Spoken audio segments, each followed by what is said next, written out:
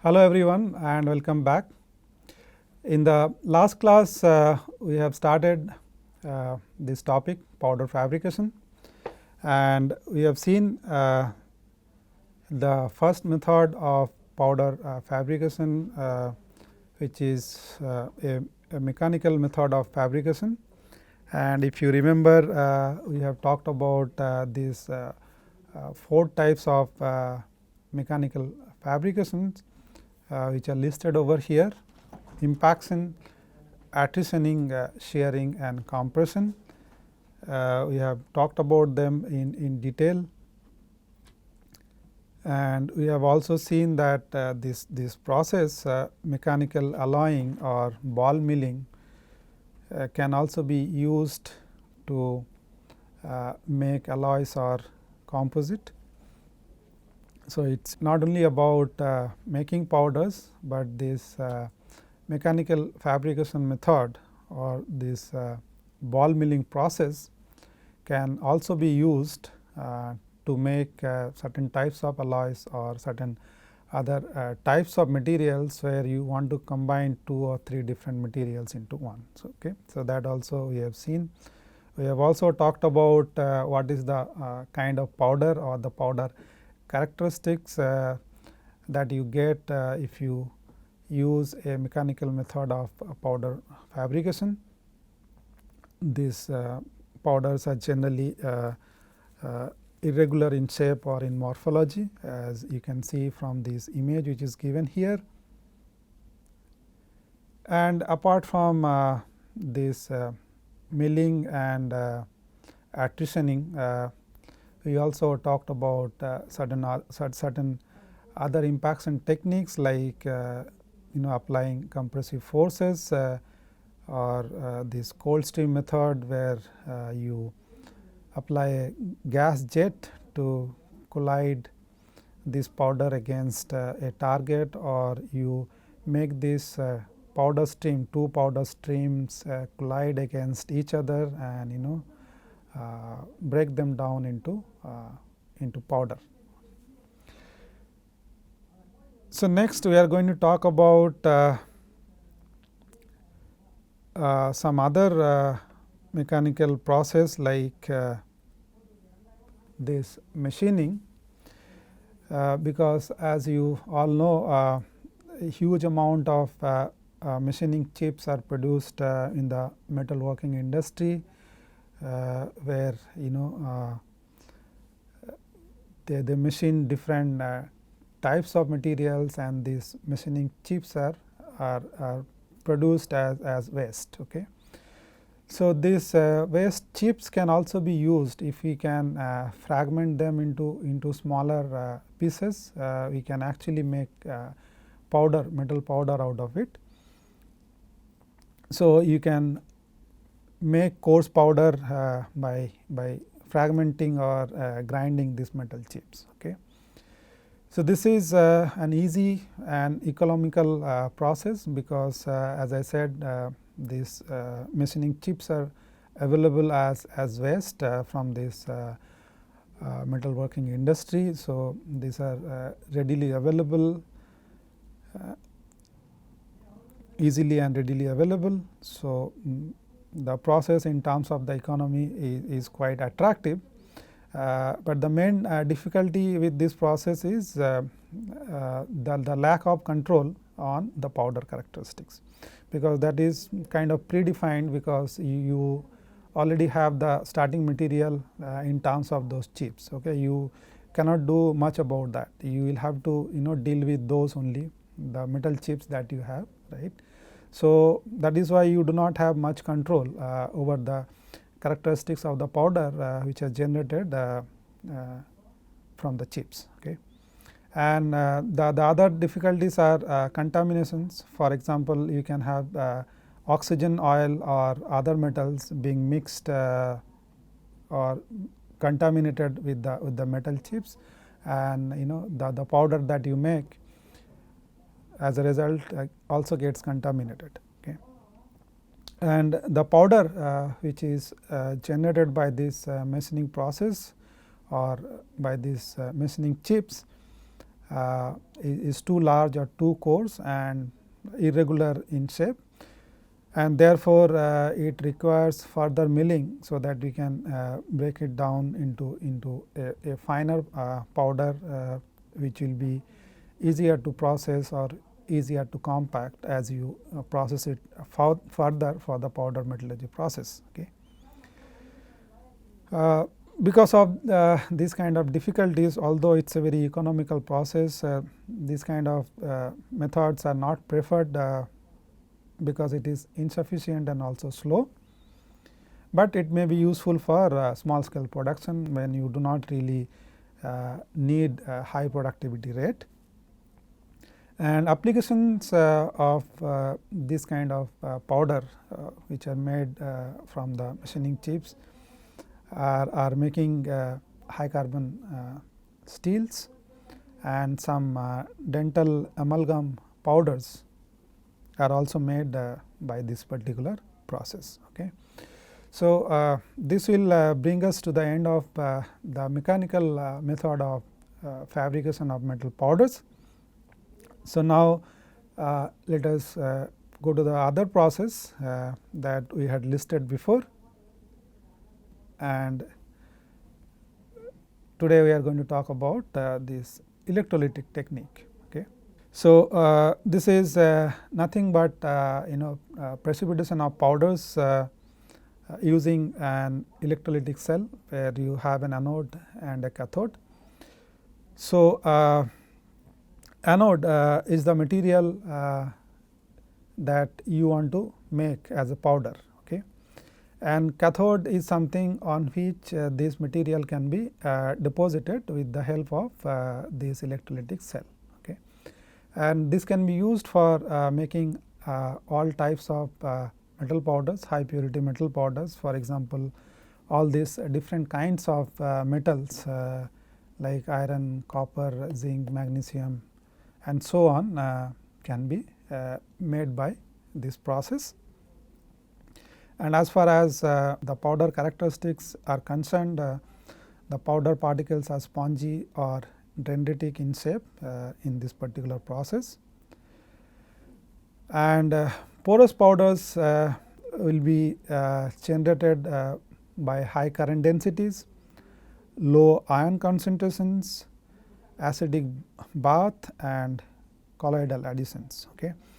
So, what happens here, as I said, you have this material as the anode, which is ionized in this electrolyte, and then these ions travel through the electrolyte and come to the cathode and is deposited on the cathode as the metal, and then it can be easily scrapped from the cathode as metal powder. Okay. So, if you see the details of this process, it starts by dissolving an impure metal in an electrolyte, and as I said, it can be then deposited on the cathode. Okay. So, on an industrial scale, these electrolytic cells are 3 to 4 meter long, 1 meter wide and 1 meter in depth. And these kind of cells they use a set of 20 to 40 anodes and cathodes connected in parallel to the power supply, right. So, that you can scale up the whole process to generate high quantity of metal powders in one single batch. And in terms of the process parameters, if you see the voltage, it is a low voltage high current process. The voltage is in the range of only 1 to 2 volts and current density is high and is in the range of 300 to 4000 ampere per meter square, depending on what quantity of powders you are processing, what material you are processing and so on. And this whole container is sloped so that the powder is collected at one end and you can easily collected the deposited powder from that particular end. And once the powder is collected, it is washed, then dried and ground into fine powders, and finally heated to certain higher temperature or annealed, so that the strain hardening that might have been caused in the process can be removed. Okay. This is an example of making copper powder, wherein the electrolyte is a sulphate containing solution, in which the copper ions can easily travel or can easily dissolve. And once the copper ions go into the electrolyte through this anodic reaction, they travel to the cathode once you apply this current, and at the cathode it is reduced by accepting these electrons, and it gets deposited as copper metal, okay, which can be easily collected from the cathode. And these are the process parameters for making this copper powder by this electrolytic method. The copper concentration in the electrolyte is 30 gram per liter, and the sulfuric acid concentration in the electrolyte is in the range of 150 to 250 grams per liter. The current density is in the range of 600 to 4000 amps per meter square. Bath temperature is maintained at 40 to 60 degree centigrade, and the applied voltage is in the range of 1 to 2 volt. Okay. And the electrode which is applied here is this a lead antimony alloy. So, this is about the electrolytic method of making metal powders. The next method is a chemical process or a chemical fabrication technique, and under this there are several methods which can be used to make metal powders. As you can see here, these are gas solid reduction reaction, thermal decomposition, precipitation from a liquid, precipitation from a gas, and solid solid reactive synthesis. Okay. So, let us take this one by one and see how this process is done to get metal powders.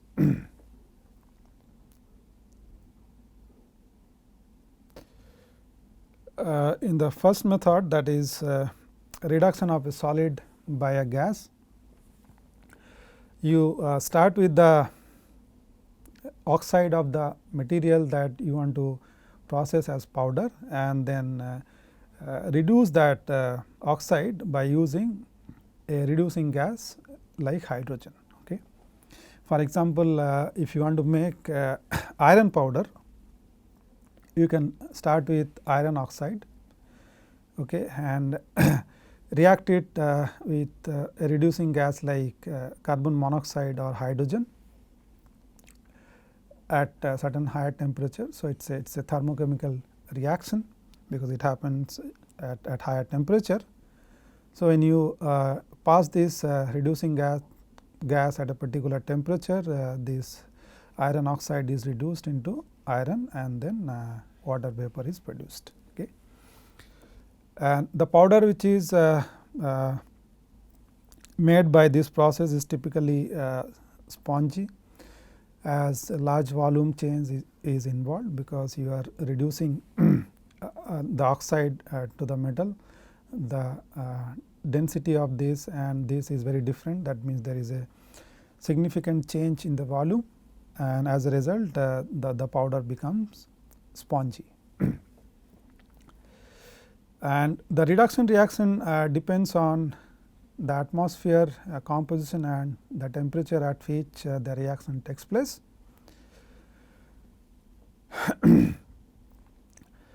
And the way you select a particular temperature that comes from the consideration of how the powder particles will behave, once they are produced by this reduction reaction.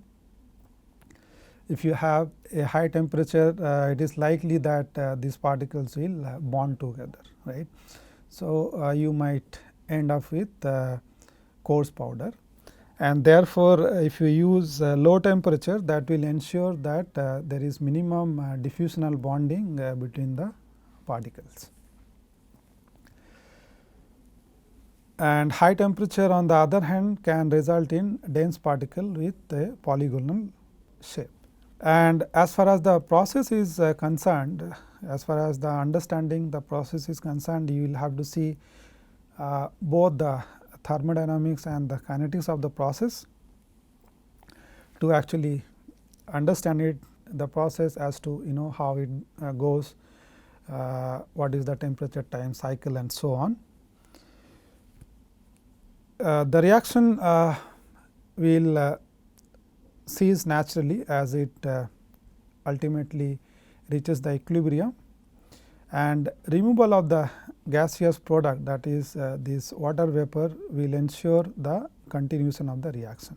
So, if you want to ensure that the reaction goes to complete and this entire solid that you have used in the beginning is actually reduced into metal powder, then it is better that you vent out this gaseous product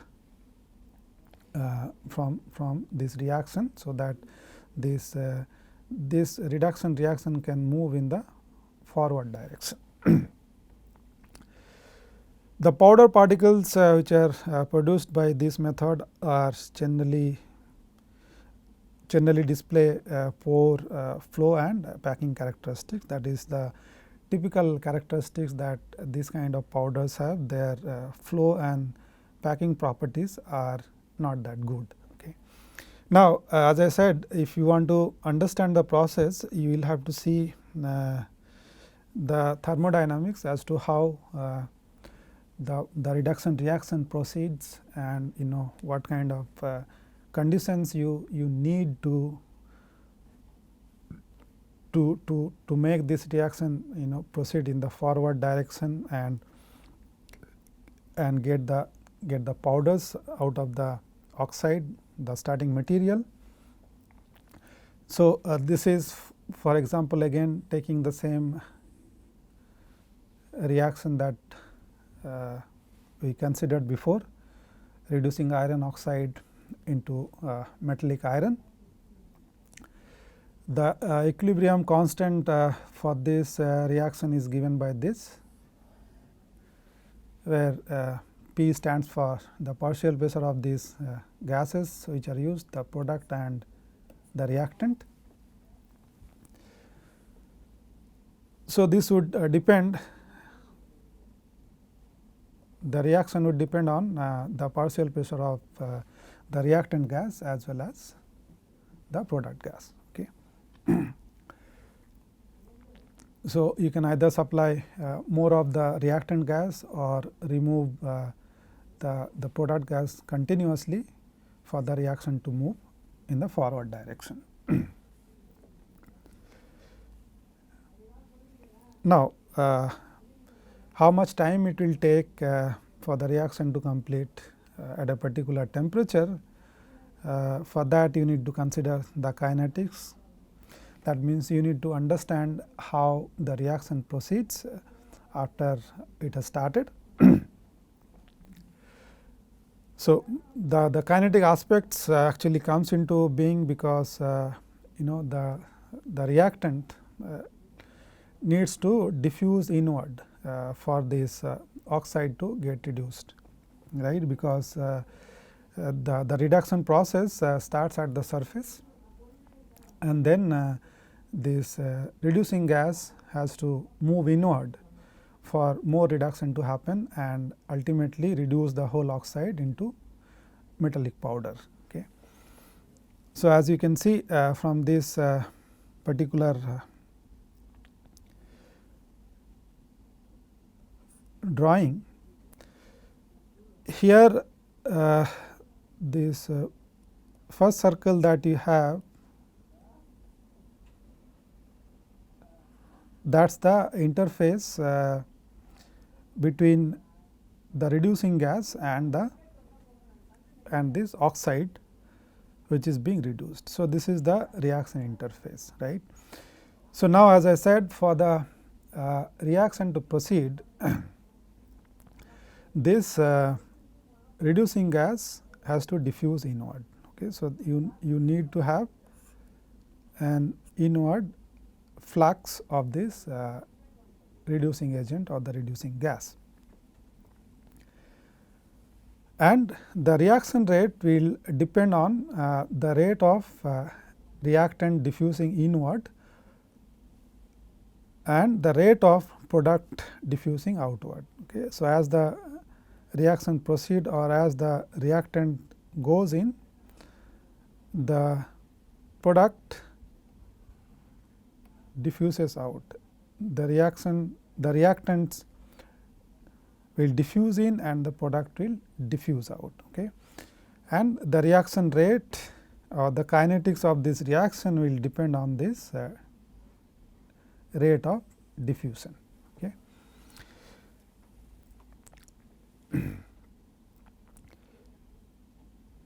So, when this gas, this reactant gas or the reducing gas diffuses inward, the oxide interface has to move inward, as you can see here, for the reaction to proceed. Okay.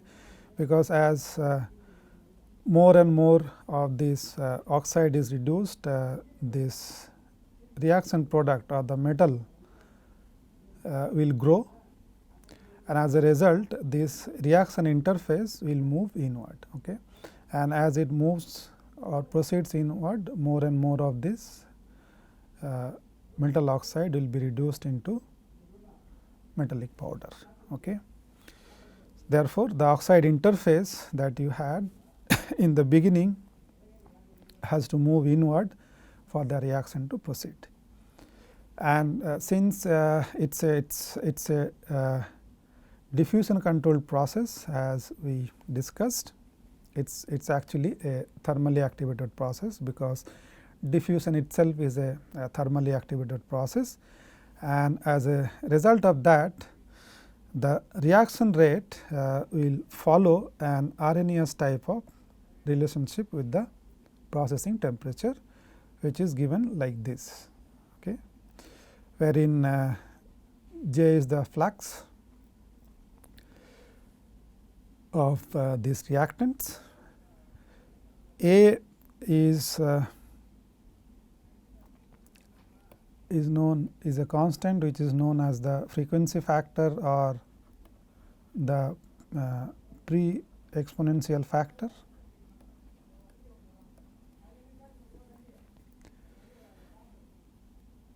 R is the gas constant,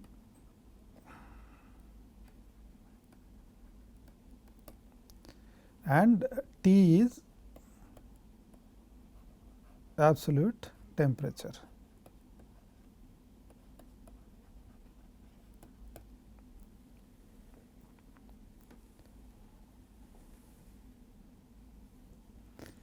Right. So, this is how